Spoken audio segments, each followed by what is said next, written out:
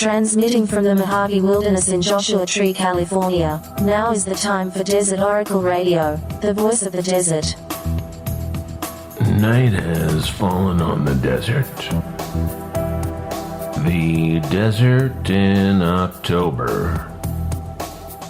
Libra time. The scales of justice blind to wealth and power.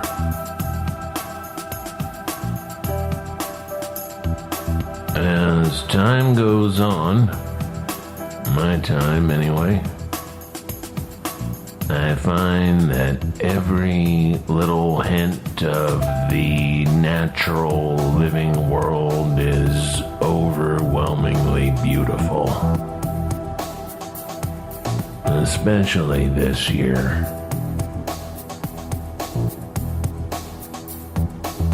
I cannot work outside for long because I just wind up watching the birds. And that smallest, smartest part of me, that smallest, smartest part of all of us, the voice of wisdom we usually drown out with podcasts and explainers and screaming at each other, whispers. You know, the whole point was to watch the roadrunners and the hummingbirds and the lizards doing push-ups on the patio. And of course, it's right. It's always right. And maybe I'll argue a little bit and say, well, Christ, I'm trying. It's not exactly easy, and there is work that has to be done, and at least the aim is noble, even if most of the work right now is mentally and spiritually exhausting. And as that's usually enough to shut off the connection, lose the signal, well then I shuffle back inside where I'll be distracted less by the birds and the breeze and the bunnies. Back to work, you miserable layabout. Back to the grindstone. Make more radio shows, more books, more magazines, more merchandise. And don't forget to have computer failures and network issues, office supply shortages, missing freight deliveries, post office problems, missed voicemails. Oh, don't forget about that. And make sure to send in your quarterly tax payment. And make sure the check doesn't bounce. Who do you think you are anyway?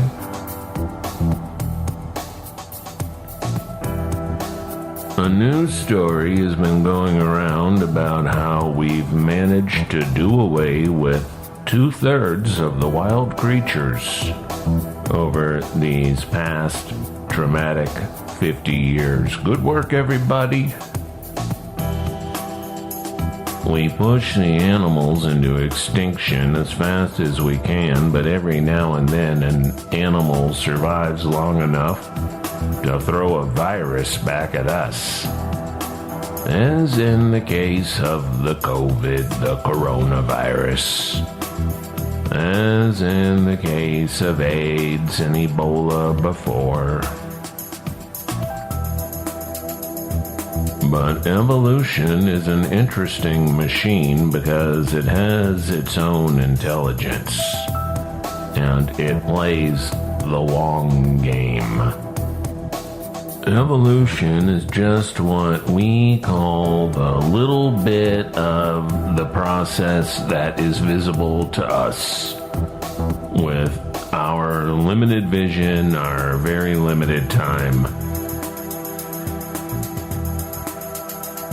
About 15 or 20 years back, there was a handful of glory hounds making a commotion about how much they knew about evolution because they'd gone to college somewhere for a few years and were born wealthy and connected enough to know how to get book deals in their 20s. These were the atheist men.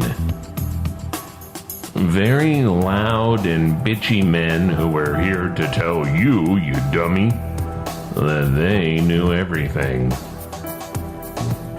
Imagine being a professional Western intellectual in this time of absolutely collapsing ecosystems and daily environmental disasters and mass extinction events, and announcing that you had figured it all out, the life systems on this planet.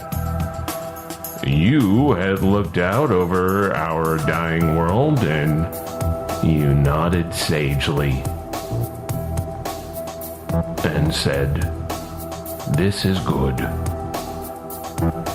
For we have broken the shackles of the old demon-haunted world, the old world of spirits and gods and visions and meaning and purpose. When the forests were filled with creatures that sustained us. When we managed to exist without COVID-plagued corporate slaughterhouses filled with migrant workers whose wives are dragged screaming into border camp operating rooms, whose children literally vanish from the former Walmarts where they had been kept in squalid cages by your government." As James Lovelock says, and here I mean the scientist and ecologist who introduced the Gaia theory, G-A-I-A, the word at the root of all of our Earth words, geography, geology, because in the beginning was the Word.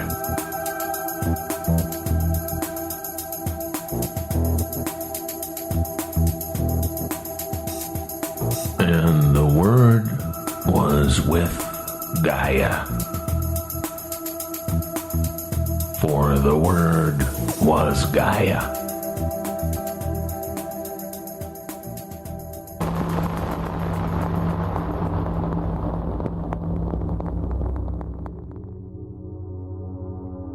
As James Lovelock recently told the Guardian newspaper,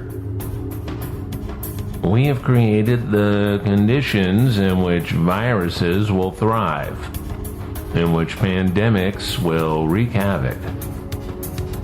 Or to quote him from the Guardian on the eve of his 101st birthday, you are not going to get a new species flourishing unless it has a food supply. In a sense, that is what we are becoming. We are the food. I could easily make you a model and demonstrate that as the human population on the planet grew larger and larger, the probability of a virus evolving that would cut back the population is quite marked. We're not exactly a desirable animal to let loose in unlimited numbers on the planet. Lovelock really reintroduced the Gaia theory, along with evolutionary biologist Lynn Margulis.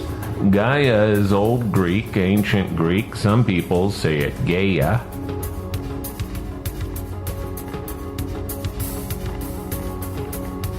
It's probably from a pre-Indo-European tongue. It means the earth personified, the land and waters itself, named for Mother Earth, the goddess who embodies our planet. Because James Lovelock, 50 years ago, looked at the cold, dead industrial science all around him and looked at the world sinking into environmental catastrophe and realized, oh no, it's all alive, and the people do not see it. We think we are individual humans, but we are connected. We're connected life forms filled with millions of different living parts, bacteria and fungus and tiny insects eating the crust off our eyelids, etc. We exist only when the balance of oxygen, fresh water, sunlight, plants, animals, large and small, geologic stability, asteroid activity, lunar cycles, solar storms, and everything else are just right. When any of that goes out of line for too long, well, Gaia, the lone goddess, who decides if you live or die, my brothers and sisters, well, she just hits the big red reset button. Gaia is patient, but Gaia is not kind. She is what she is. And we have failed. We have failed our elders, we have failed our children, and we failed ourselves. Remember when the pandemic shut down much of the world during the first half of this outrageous year? What happened almost immediately? The animals came out of hiding, came out of their tiny reserves of park and forest and mountain peak. Sea creatures returned to tidal basins and river deltas once the toxic activities of the humans paused. But nature was not healing.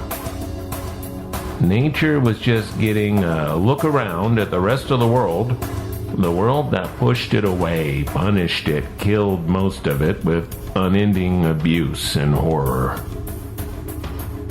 I wonder how many of those wild animals who made it onto Instagram because they wandered down a quiet main street in some once busy tourist town in the forest or the desert. I wonder how many of them wound up being burnt alive in the summer of infernos that followed.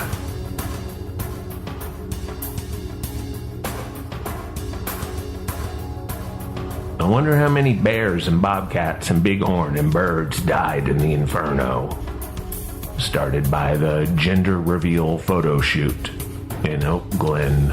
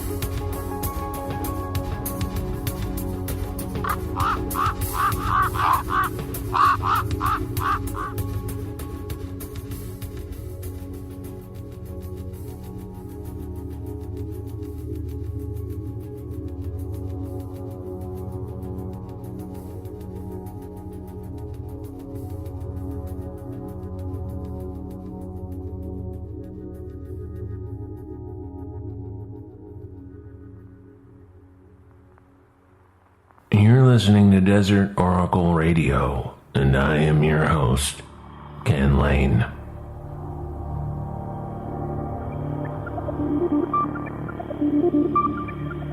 Let's do it. Let's open up the Desert Oracle mailbag.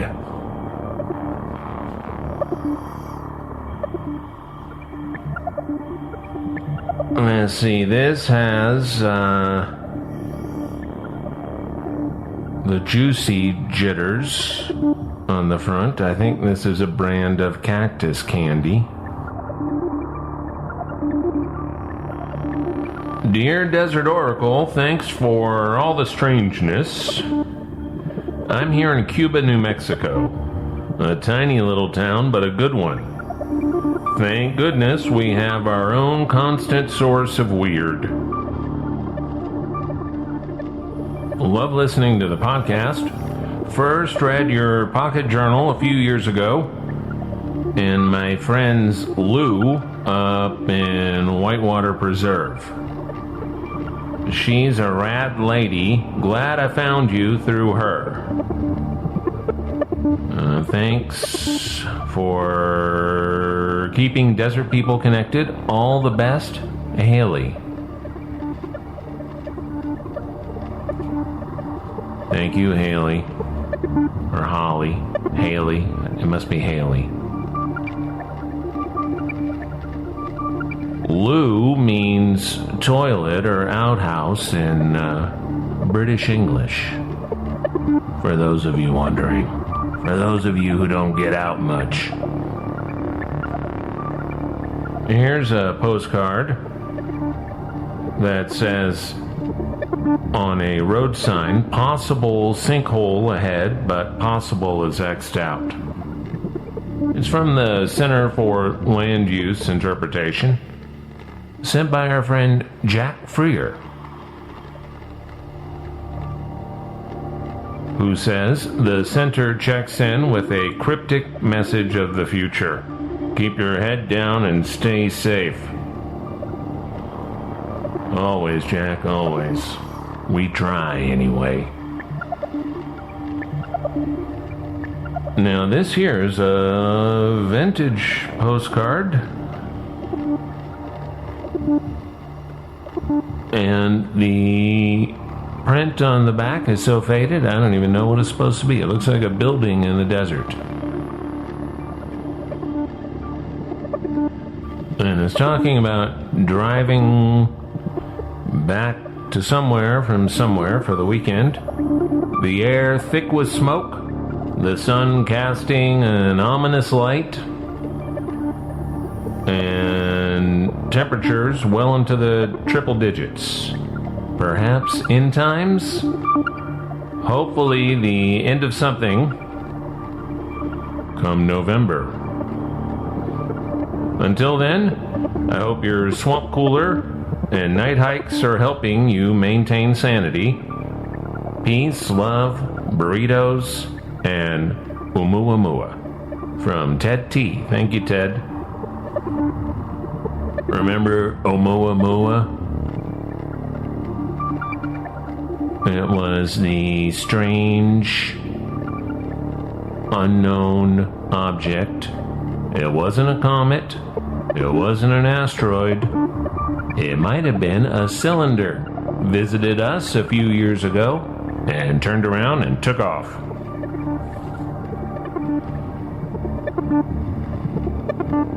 From Jeff, we have a postcard of the beautiful Mariposa Grove of giant sequoias in Yosemite National Park. One of the old Works Progress Administration posters. Beautiful to look at. Good, honest, meaningful work for artists, graphic designers, printmakers back in our last major national collapse. It's from Jeff, who writes, how serious are you about the Holy Rangers? Serious as a heart attack, Jeff. Which I'm going to have if I don't get the hell out of the office soon.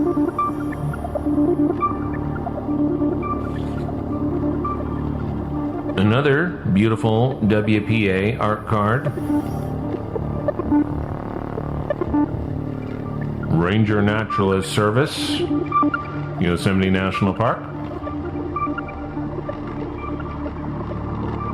by the artist C. Don Powell. Dear Desert Oracle, on a recent drive to Yosemite, pictured on the opposite side, I was listening to your Manson and Death Valley episode. At the exact moment you said that he was incarcerated just north of Bakersfield, I was in fact just north of Bakersfield. Exactly where I was supposed to be. Carry on. Jeff. Wait a minute, these are from the same Jeff, aren't they? I read them in the wrong order. Or maybe the right order. Oh, here we go. This is a picture postcard from Iceland. Okay, Ken, you're the media guy. The USA is in collapse and it's 127 degrees in Death Valley. How do we get Icelandic girlfriends? I await your plan. Mike Switzer. Mike, that was your job.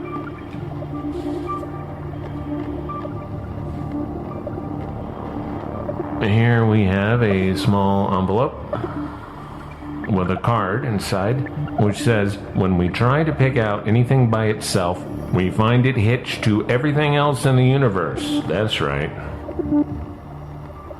Dear Desert Oracle, I hope you are doing as well as one can these days.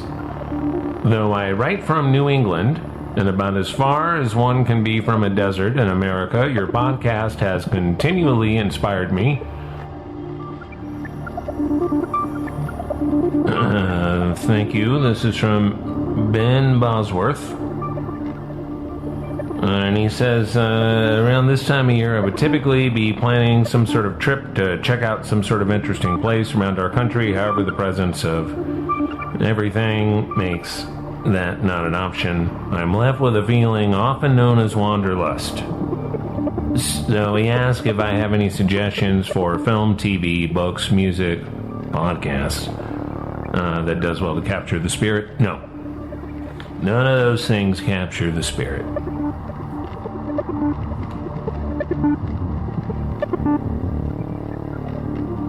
But you live in a beautiful place. Wilderness is wilderness, and you've got a lot of it back there. The Granite State, etc. Which state is that?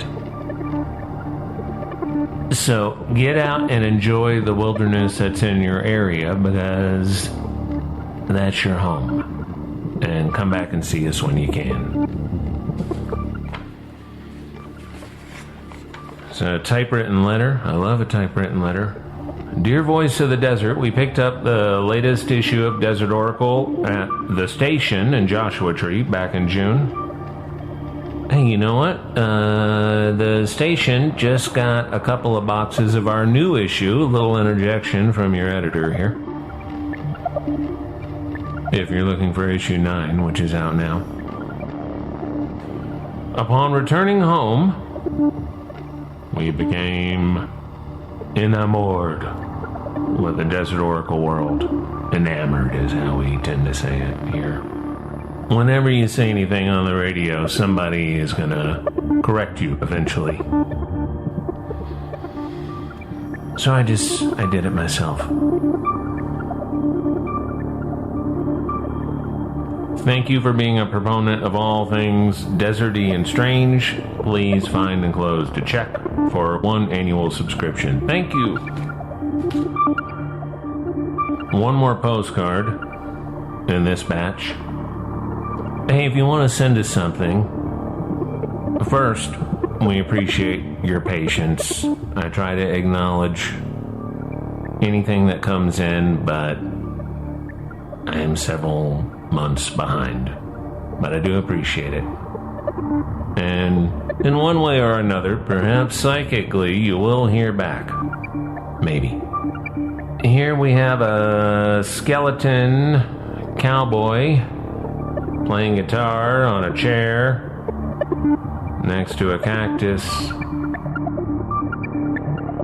Congrats on the 100th show. Looking forward to Friday's live event at Pappy's. Patrick in Los Angeles.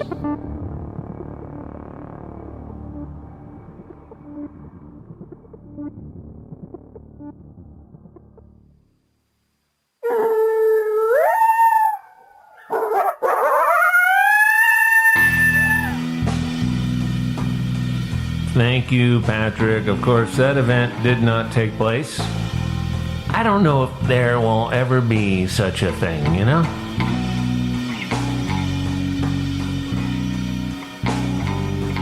I'm trying to come up with another way to get out and about and see people, and is probably not going to be through the old ticketed nightclub process, which is gone for now.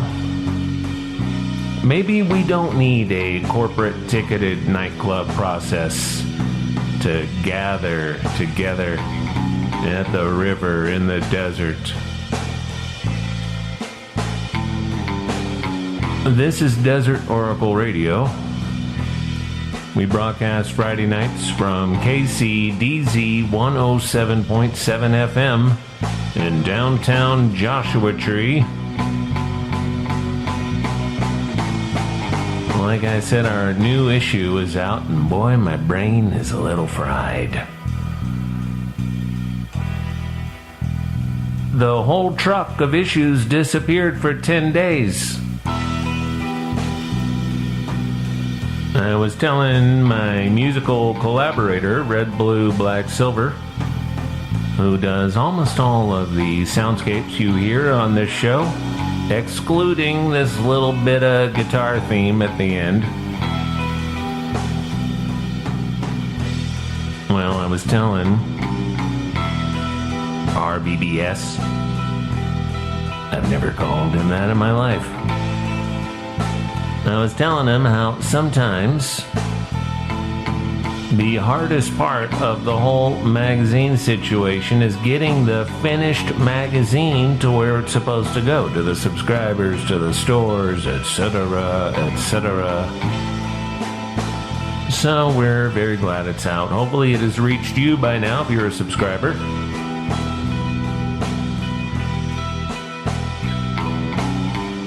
We'll be back on the radio and in podcast form next Friday night, 10 p.m.